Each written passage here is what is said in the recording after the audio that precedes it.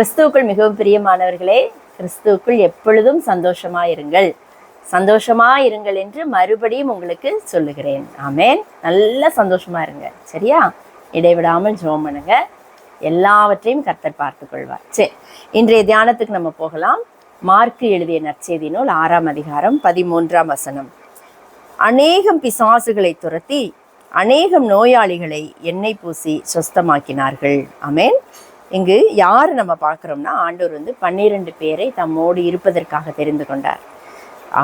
7ஆம் வசனத்தில் போட்டிருக்கு, அவர் 12 அழைத்து அசுத்த ஆவிகளை துரத்த அவர்களுக்கு அதிகாரம் கொடுத்து, வழிக்கு பையையாகிலும் அப்பத்தையாகிலும் கச்சையில் காசையாகிலும் எடுத்துக்கொண்டு போகாமல் ஒரு தடியை மாத்திரம் எடுத்துக்கொண்டு போகவும், பாதரட்சைகளை போட்டுக்கொண்டு போகவும், 2 அங்கிகளை தரியாதிருக்கவும் கட்டளையிட்டார்.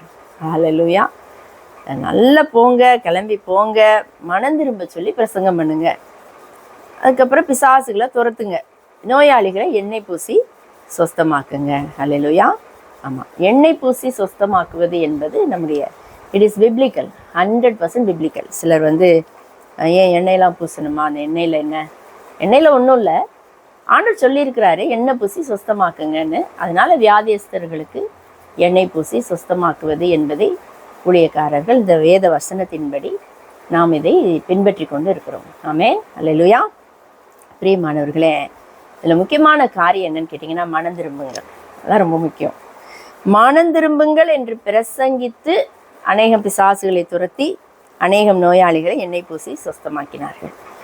இதற்கு ஆதாரமாக இன்னொரு வசனம் வாசிக்கிறேன். யாக்கோபு எழுதிய நற்செய்தி நூல் 5ஆம் அதிகாரம் 14-15. உங்களில் ஒருவன் வியாதிப்பட்டால் அவன் சபையின் மூப்பர்களை வரவழைப்பானாக.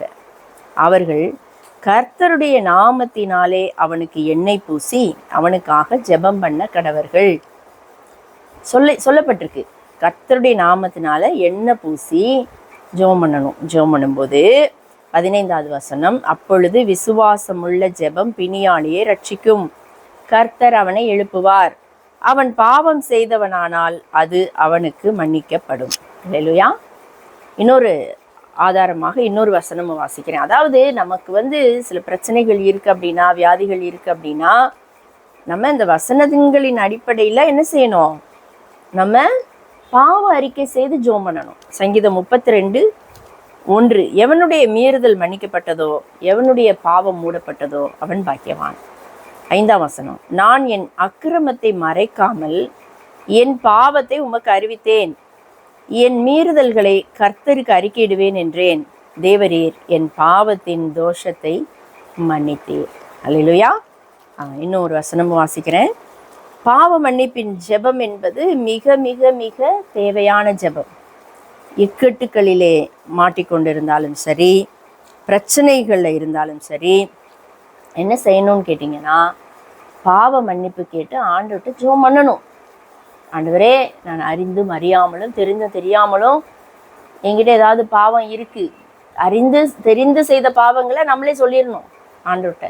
என் அக்கிரமத்தை மறைக்காமல் தேவனிடத்தில் அறிக்கை செய்யணும். அதில் வியாதி படுக்கையில் நம்ம இருந்தாலும் சரி, பல பிரச்சனைகள், கடன் பிரச்சனை, பொருளாதார சிக்கல், இல்லை திருமண சிக்கல்கள், பிள்ளைகளுடைய வாழ்க்கையில் ஏதேனும் சிக்கல்கள், அதாவது என்ன பிரச்சனை, என்ன சிறையிருப்பு இருந்தாலும் சரி, கண்டிப்பாக என்ன செய்யணும், பாவ மன்னிப்பு கேட்டு ஜெபம் பண்ணணும். இன்னொரு வசனமும் அதற்கு ஆதாரமாக வாசிக்கிறேன்.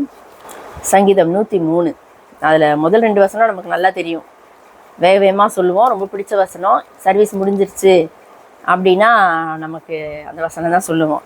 என் ஆத்துமாவே கர்த்தரை ஸ்தோத்திரி, என் முழு உள்ளமே அவருடைய பரிசுத்த நாமத்தை ஸ்தோத்திரி. ஆனால் ஏன் அப்படி ஸ்தோத்திரிக்க சொல்கிறார் தெரியுமா?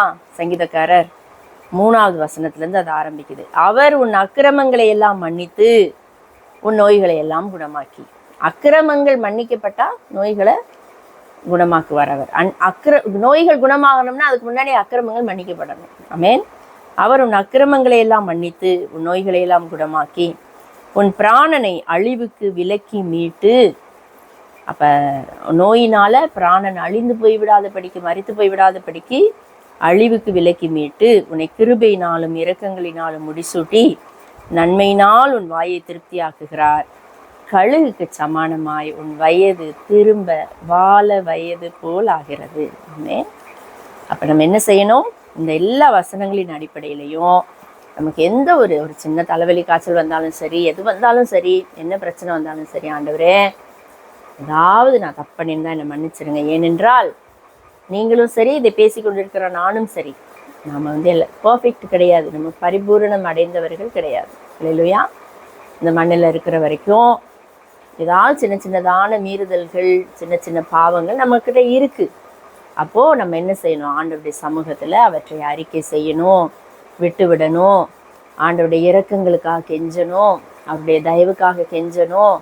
எப்படி ஒவ்வொரு நாளும் நம்ம வீட்டை சுத்தம் பண்ணுறோமோ, எப்படி ஒவ்வொரு நாளும் நம்முடைய பிளேட்டை நம்ம கழுவிட்டு மறுநேரம் காலையில் சாப்பிட்டுட்டு அந்த பிளேட்டை க்ளீன் பண்ணிட்டு தான் என்ன செய்யணும்? திரும்ப மதியானம் சாப்பிட்றோம் இல்லையா? அந்த மாதிரி நம்முடைய இருதயமாகிற பாத்திரம் சுத்திகரிக்கப்படணும். இல்லையா? வெளிப்புற சுத்திகரிப்பல்ல, உட்புற சுத்திகரிப்பு. ஆண்டவரிடத்துல நம்ம மன்னிப்பு கேட்கணும். என்னுடைய பிள்ளைகள் சிறுவர்களாக இருந்தபோது இதை சொல்லி கொடுத்துருந்தேன். அப்போ 2 பேரும் டைனிங் டேபிளில் உட்காந்து சாப்பிட்டுட்டு இருப்பாங்க, அல்லது ஏதாவது பேசிகிட்டு இருப்பாங்க, விளையாடிட்டு இருப்பாங்க. அப்போ திடீர்னு பையன் கேட்பான் பொண்ணுகிட்ட, பாப்பு நீ எஸ்பாட்ட மன்னிப்பு கேட்டியா? உடனே 2 பேரும் கண்ணு மூடி, எஸ்ப்பா நாங்கள் ஏதாவது தப்பு செஞ்சிருந்தா மன்னிச்சிருங்க அப்படின்னு கேட்பாங்க. அவள் சொல்லுவாது, அண்ணா நீ மன்னிப்பு கேட்டியா? அல்லேலூயா. அப்படின்னு சிறு பிள்ளையை போல் நம்ம தாழ்த்தணும். சிறு பிள்ளையை போல் நம்ம தேவ சமூகத்தில் ஆண்டவரே நம்ம ஏதோ ஒரு ஹார்ஷாக 2 வார்த்தை பேசிட்டோம்னா உடனே ஆண்டவர்கிட்ட சொல்லணும், ஆண்டவரே பேசிட்டேனே, ஆண்டவரே மன்னிச்சிருங்கப்பா. ஆமென். சிறு பிள்ளையை போல ஒருவன் மாறாவிட்டால் எங்கே பிரவேசிக்க முடியாது? பரலோக ராஜ்யத்தில் பிரவேசிக்க முடியாது. இந்த உலகத்தில் நம்ம வாழ்கிறதுடைய நோக்கம் என்ன? ஒரு நாள் பரலோகத்துக்கு போகணும் இல்லையா? அப்போ இந்த பிரமாணங்களை எல்லாம் நம்ம என்ன செஞ்சிடணும்? கை கொண்டுடணும். கர்த்தர் நம்மை ஆசீர்வதிப்பாராக. நாம் ஜெபிப்போம். உம்மை போல என்னை தேற்றிட, உம்மை போல என்னை காத்திட, உம்மை போல என்னை தாங்கிட யாரும் இல்லையே இசையா, யாரும் இல்லையே. உம்மை நான் போற்றுகிறேன், வாழ்த்துகிறேன், வணங்குகிறேன்.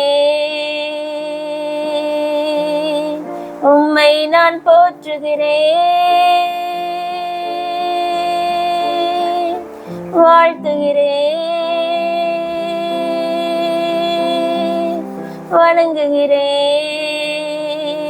என் தெய்வமே, என் இயேசுவே, என் தெய்வமே, என் இயேசுவே. ஹல்லேலூயா. தகப்பனே, இந்த காலை வேளையில் நாங்கள் உம்மை போற்றுகிறோம், உம்மை வணங்குகிறோம், உம்மை வாழ்த்துகிறோம். ஆண்டவரே இயேசுவே, எனக்காக எங்களுக்காக கல்வாரி சிலுவையிலே தன்னை பலியாய் கொடுத்தவரே, இப்போதும் நாங்களும் ஆண்டவரே, சிறிய பலவீனமோ பெரிய பலவீனமோ, சிறிய வியாதியோ பெரிய வியாதியோ ஆண்டவரே, தேவ சமூகத்திலே வந்திருக்கிறோம். ஆண்டவரே, நீங்க என்ன வியாதியா இருந்தாலும் அந்த வியாதி இருக்கிற இடத்துல உங்களுடைய வலது கரத்தை வைத்துக் கொள்ளுங்க. இப்ப நம்ம ஜெபிக்க போறோம், நீங்க ஜெபிக்க போறீங்க. ஆண்டவர் உங்களுக்கு விடுதலை தரப்போகிறார். அப்பா, கட்டிகள் இயேசுவின் நாமத்தினாலே கரைவதாக. கேன்சர் கட்டிகள் இயேசுவின் நாமத்தினாலே மறைவதாக. உயிர்த்தெழுந்த வல்லமை இறங்குவதாக, இறங்குவதாக, இறங்குவதாக. ஜெபிக்கிற இந்த வேளையில காய்ச்சல், பலவீனங்கள், சுகவீனங்கள், தலைவலி, வயிறு சம்பந்தமான பிரச்சனைகள், குடல் சம்பந்தமான பிரச்சனைகள், இரைப்பை சம்பந்தமான பிரச்சனைகள், பித்தப்பை சம்பந்தமான பிரச்சனைகள் எல்லாம் இயேசுவின் நாமத்தினாலே மறைவதாக. Destroyed in the name of Lord Jesus Christ. அதில் கிரீசிற எல்லா அசுத்த ஆவிகளும் இயேசுவின் நாமத்தினாலே வெளியேறுவதாக. Get out in the name of Lord Jesus Christ. I command you to get out in the name of Lord Jesus Christ. Let there be deliverance, let there be cure, let there be victory in the victorious name of Lord Jesus Christ. எல்லா வியாதிகள், மூளை சம்பந்தமான வியாதிகள், இருதயம் தொடர்பான வியாதிகள், கல்லீரல், பித்தப்பை, எல்லா வியாதிகளும், எலும்பு தொடர்பான வியாதிகள், நரம்பு தொடர்பான வியாதிகள், ரத்தம் சம்பந்தமான வியாதிகள், லுக்கீமியா, புற்றுநோய்கள், இயேசுவின் நாமத்தினால நசரேயனாகி இயேசு கிறிஸ்துவினுடைய உயிர்த்தெழுந்த வல்லமையுள்ள நாமத்தினாலே மறைவதாக அதுல கிரியை செய்கிற அசுத்த ஆவிகளை இயேசுவின் நாமத்திலே கட்டுகிறேன். கர்த்தருனை கடிந்து கொள்வாராக. There will be deliverance and cure in the victorious name of Lord Jesus Christ. இயேசுவின் நாமத்தினால அந்த பொல்லாத சர்ப்பங்களின் தலைகளை நசுக்குகிறேன். Crush your head in the name of Lord Jesus Christ. இயேசுவின் மூலம் ஜெபம் கேளும் எங்கள் நல்ல பிதாவே. ஆமென், ஆமென். பிரியமானவர்களே, அந்த செய்திக்கு பிறகு ஒரு நல்ல பாவ மன்னிப்பின் ஜெபத்தை நீங்க செய்துவிட்டு இணைந்து ஜெபியுங்கள். கர்த்தர் நிச்சயமாகவே உங்களை குணப்படுத்தி விட்டார். ஆமென். கர்த்தர் உங்களை ஆசீர்வதிப்பாராக. Have a good day.